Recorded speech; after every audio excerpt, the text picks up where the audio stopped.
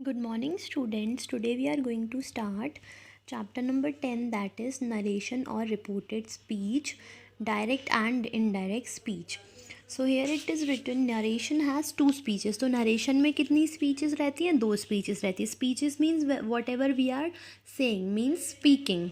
सो सबसे फर्स्ट रहती है डायरेक्ट स्पीच. तो डायरेक्ट स्पीच में आ जाता है Rushali said to me I want your help now. Rushali ने मुझसे कहा कि मुझे तुम्हारी हेल्प चाहिए. और अगर हम इसको इनडायरेक्ट वे में बोलेंगे, इनडायरेक्ट स्पीच में बोलेंगे, तो उसको क्या बोल देंगे हम? Rushali told me that she wanted my help then. तो इसको हमने क्या किया, थोड़ा सा घुमा फिरा कर बोला इनडायरेक्ट स्पीच में. डायरेक्ट स्पीच में क्या होता है कि जो एग्जैक्ट लैंग्वेज है स्पीकर की वो हम लिखते हैं, और जो इनडायरेक्ट स्पीच है अगर हम किसी और को कन्वे करते हैं वो चीज़, तो हम उसको उसी सेंटेंस को वैसा सेम रिपीटिशन नहीं करके कुछ और ही बोलते हैं, मीन्स उसी वे में नहीं बोलते हैं. तो डायरेक्ट स्पीच में जो स्पीकर बोलता है वही आता है exact words. Not a speech in which we have the real words of a speaker. तो जैसे कि यहाँ पर भी बता रहे हैं कि ऐसी स्पीच जिसमें हमें real words of a speaker मिलता है इनसाइड द इन्वर्टेड कॉमास, वो भी इन्वर्टेड कॉमास के अंदर. तो आपको पता होगा इन्वर्टेड कॉमास क्या होते हैं. तो इन्वर्टेड कॉमास ये जो हमें दिख रहे हैं दो, इनको हम बोलते हैं इन्वर्टेड कॉमास, बिकॉज ये इन्वर्टेड कॉमास के अंदर ही है जो बात बोली गई है स्पीकर की. Is called a direct speech. तो डायरेक्ट स्पीच हम हमेशा इन्वर्टेड कॉमास के अंदर ही लिखेंगे, but we don't have the real words of a speaker in an indirect speech. But जब हम इनडायरेक्ट स्पीच की बात करेंगे तो उसमें हमें जो रियल वर्ड्स हैं स्पीकर के वो नहीं मिलते हैं. Next step, a direct speech has two parts. तो डायरेक्ट स्पीच के दो पार्ट्स रहते हैं, reporting verb, reported speech. Rushali said to me I want your help now. तो इसमें subject, verb, object, first person और सेकेंड पर्सन है. Rushali said to me I want your help now, reporting verb और reported speech. Rushali said to me क्या है? Reporting verb है, और I want your help now जो उसने कहा है उसको हम बोल रहे हैं reported speech. Next step, a reporting verb has three things. अब रिपोर्टिंग वर्ब में तीन चीज़ें रहती हैं जो हैं सब्जेक्ट, वर्ब और ऑब्जेक्ट. रूशाली सेड टू मी, रूशाली क्या है? हमारा सब्जेक्ट है, सैड इज़ अ वर्ब और मी इज़ अ ऑब्जेक्ट. तो ये रिपोर्टिंग वर्ब है. ऑब्जेक्ट मे और not be found in reporting word.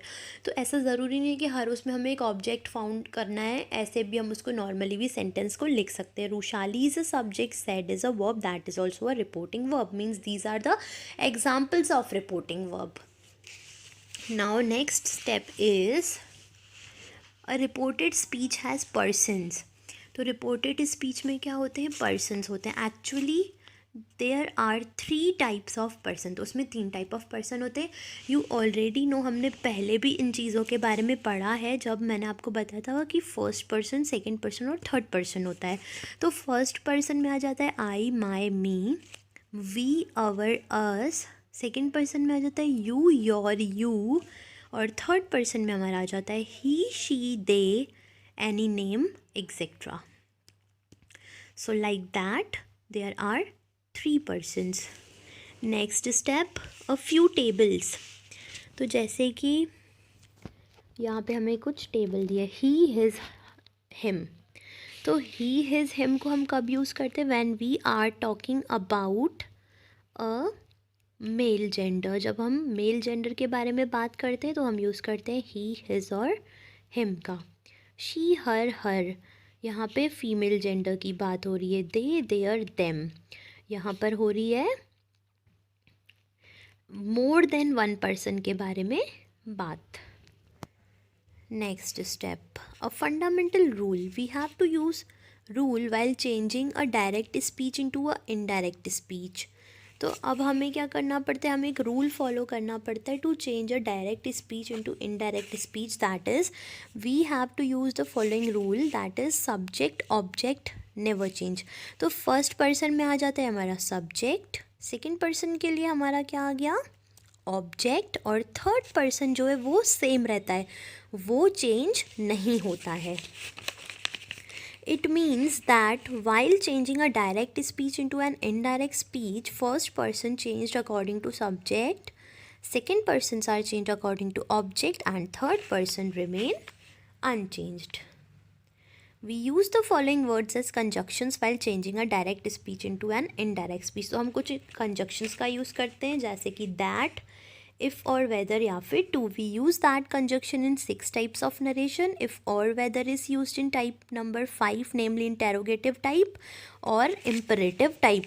तो ये narration हम अच्छे से clearly समझेंगे while doing the exercises. So you have to read here given on page number 46 पे ये जो डायरेक्ट और इनडायरेक्ट स्पीच के कुछ कंजक्शन है ये आपको रीड करना है. And in the next video हम इसके आगे पढ़ेंगे more details about direct and indirect speech. So you have to read all these conjunctions.